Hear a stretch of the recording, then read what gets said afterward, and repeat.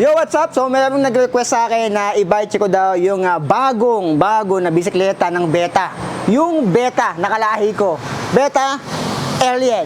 Maglalakbay ako patungo sa kawalan upang amunin tong pangarap sa buhay at susuungin ko itong kadiliman. Makita ko lang ang liwanag ng katarungan. Sa vlog na ito, papakita ko sa inyo yung mga sukat na, yung kanyang top tube, yung kanyang seat tube, and yung kanyang stand over height, kung sukat na ba sa inyo to. And syempre, yung timbang niya ay hindi mawawala. So, let's go! Okay, ito na yung bike check natin dito sa bagong-bago ng Beta. Ito yung Beta Alien. So, ito yung ating malayong kamag-anak. Beta Alien. So, nagulat ako naglabas ng Beta ng gantong klase, Alien. Pakita-kita na naman dyan. May mga post online na nakikita ko na feeling ko mali yung sukat nila doon kasi nakalagay doon sa iba ay 50 daw yung top tube. Pero nung sinukat ko yan, 53 yan mula doon hanggang doon sa kanyang head tube. So 53 cm yung sukat niyan. And dito rin ay sabi nila 50 yan pero 51 po yung sukat niyan. So yan.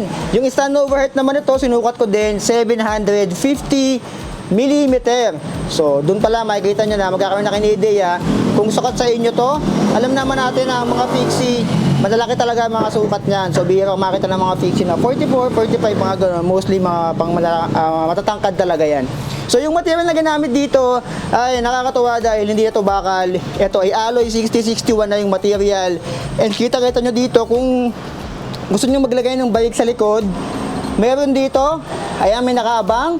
So currently kasi yung bike niya ay nandun lang sa kanyang harapan. So nasa inyo kung saan nyo gustong ilagay yung bike niya, kung sa likod or sa harap. May slot naman na dito yan. Ayan. So yung ating lagayan ng ulam, meron sa kanyang down tube, usual. Sa kanyang seat tube, wala. So ayan, isa lang ilagayan natin ng ulam dyan o ng beer. Yung kulay nito, naka-matte. Ayan, matte black.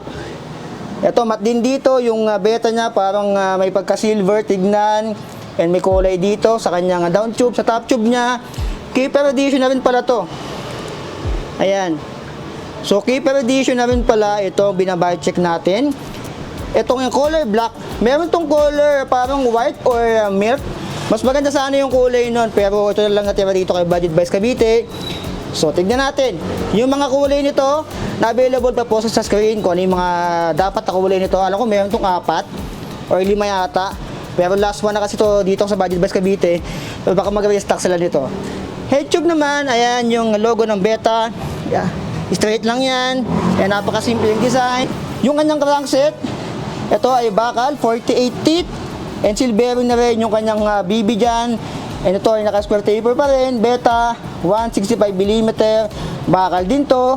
Yung chain niya, ito yung pangkaraniwang nakikita natin sa mga chain ng mga fixie or fixed gear. So sa likod naman, since fixed gear to, alam niyo naman walang RD yung fixed gear. Ito ang hubs niya ay nung minagod ko yan kanina, hindi dumikit. Feeling ko naman parang alloy na rin to. And ito yung tinatawag nilang flip-flop hubs or double-sided hubs. So ibig sabihin, kapag ganito yung hubs nyo, pwede kayong mag-fix. Ayan, wala tong free wheel. So currently naka-fixed gear siya or fix. Ito naman yung kanyang free wheel. Yung kalayaan. Ayan, pwede kayong mag-back pedal dyan. Ayan, no. Ito yung may free wheel niya. So yung hubs niya, feeling ko naman ay alloy na ginamit dito. And yung kanyang spokes, stainless steel, 32. Nung binili lang ko yan, double wall alloy yung ring. And kita-kita nyo dito, so pwede kayong maglagay ng brake sa likod kasi meron naman dito ang brake line. Ayan, kulay silver. Tapos yung gulong niya, 700 by 20, 5C. Yung naka-indicate dito, parang against the light lang, hindi kita masyado. Pero 25C yung nakalagay dyan, yung naka-indicate. Yun nga lang, wala siyang specific brand yung kanyang gulong. So, Alien din yung brand ng kanyang gulong. Alien yung frame, Alien din yung gulong. Ayan yung 25C. So, medyo nag-against the light kasi nandun na yung ilaw, ay yung naliwanag. Ayan. So, medyo tanghaling tapat na rin kasi or hapon na.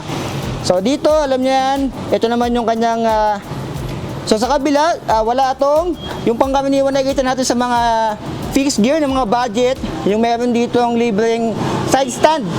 Pero ito is wala na. So good thing, dagdag bigat din kasi yon.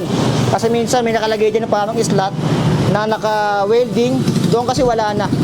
So yung seat post naman, ito ay bakal pa 27.2 and yung haba around 350 mm yan. Ito naman kanyang pedals, stock lang din to, alloy. And feeling ko hard plastic to. Feeling ko naman hard plastic to mga ganito, and ito ay hindi pa seal bearing.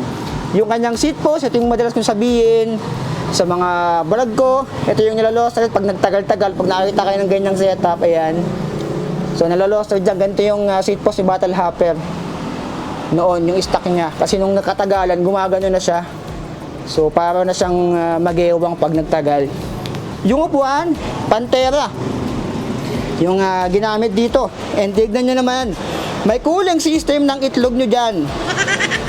Ayan o. Labasan ng utot and labasan din ng pasukan ng hangin yan. So alagang-alaga yung mga wet packs nyo dyan. And yung mga yung future nyo ay safe dito. Yung mga itlog nyo dyan. Ayan yung likod. So ngayon lang ako nakita ng fixed gear na ganito yung upuan na nilagay. Merong cooling system dito. So yung kanyang harapan, itong fork niya, ito naman ay bakal pa. Normal sa mga ganitong fixed gear na mga bakal talaga nilalagay nila. Yung wheelset sa unahan, same lang din sa likod. Double wall alloy yung rim. Spokes sa 32. And yung hubs niya sa harap ay feeling ko naman alloy na rin. Minagdag ko yan kanina. Ay hindi naman dumikit yung ating magnet. So dito naman tayo sa usog ko lang. Medyo may init doon. So ito naman kanyang stem, ito ay alloy na rin and parang 50 to 60 mm lang inilagay dito. And yung kanyang clamping, parang ito yung tinatawag nilang standard, hindi ito yung 31.6 or 31.8 kung ito ko nagkakamali. Ayan, 420 mm yung kanyang drawbar dito, ito yung standard lang din, standard size. And ito ay bakal pa. Pangkaraniwan sa mga budget na fixie. So bira-bira yung budget na fixie na alloy na yung nilalagay niya ng ganito. And yung brake ay nasa kanyang kanan. Itong kanan na brake, kitang-kita na naman gumagalaw dyan. Pero sabi ko nga kanina, nasa sa inyo kung ilalagay niyo to sa likod. Siyempre yung kable niyan, hahabaan nyo kasi hindi naman naaabot yan. Kung gusto niyo ilagay sa likod yung brake, pwede rin naman. Ayan, dito niyo padadaanin yan. So sa ilalim, pag ganon, dito. Tapos nandito yung brake niyan. So pwede nyo ilipat yan dito. Pero yung kable ay bibilhan nyo yan ng bago. Kasi kapos to eh. Oh. Maliit lang to. So pangharap lang talaga siya. Para sa akin, kung baguhan kayo sa Pixie, wag nyo nang tanggalin to. Mas safe kasi talaga. Sa lahat naman ng klase ng bisikleta para sa akin, mas safe naman. Kung meron kayong gantong brake, no? Hindi lang kayo mag-brake dito sa inyong crank. Kasi di ba nakapix yan. Dito rin kayo pwede mag-brake. Ayan. Especially sa mga baguhan. Pero kung sa inyo naman nakita ko sa mga professional na nag-fix gear, wala nang ganito. So, mas importante pa rin kasi talaga yung helmet. Ayan ang pinaka-importante. Doon kayo mag-i-invest talaga.